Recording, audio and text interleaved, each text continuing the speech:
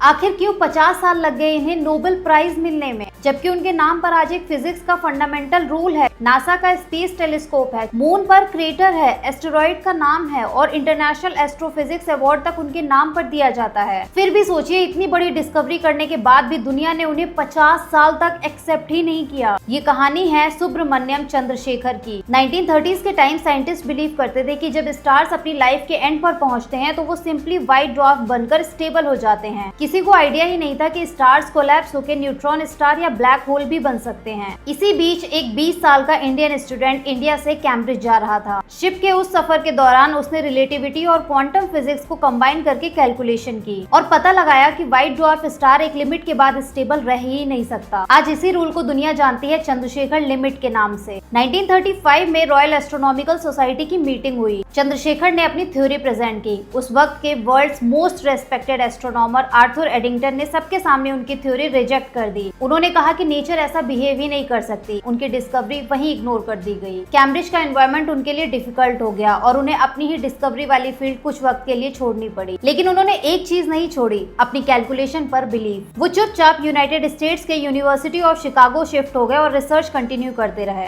सालों तक बिना रिकॉग्निशन के काम करते रहे और धीरे धीरे ऑब्जर्वेशंस आने लगी। न्यूट्रॉन स्टार्स डिस्कवर हुए, सुपरनोवा एक्सप्लोजन्स कंफर्म हुए और फाइनली ब्लैक होल्स भी रियलिटी बनकर सामने आ गया और पूरी दुनिया को मानना पड़ा कि चंद्रशेखर सही थे। और फिर 1983 में लगभग 50 साल बाद उन्हें नोबेल प्राइज इन फिजिक्स मिला। आज मॉडर्न एस्ट्रोफिजिक्स का पूरा स्ट्रक्चर, स्टार का फ्यूचर क्या होगा, सुपरनोवा कब एक्सप्लोड करेगा, न्यूट्रॉन स्टार बनेगा या ब्लैक होल, इस सब का बेस उस कैलकुलेशन पर टिका है जो एक यंग इंडियन स्टूडेंट ने शिप के सफर में की थी। कभी कभी आप गलत नहीं होते, बस दुनिया को आपको समझने में थोड़ा ज्यादा टाइम लग जाता है। जय हिंद।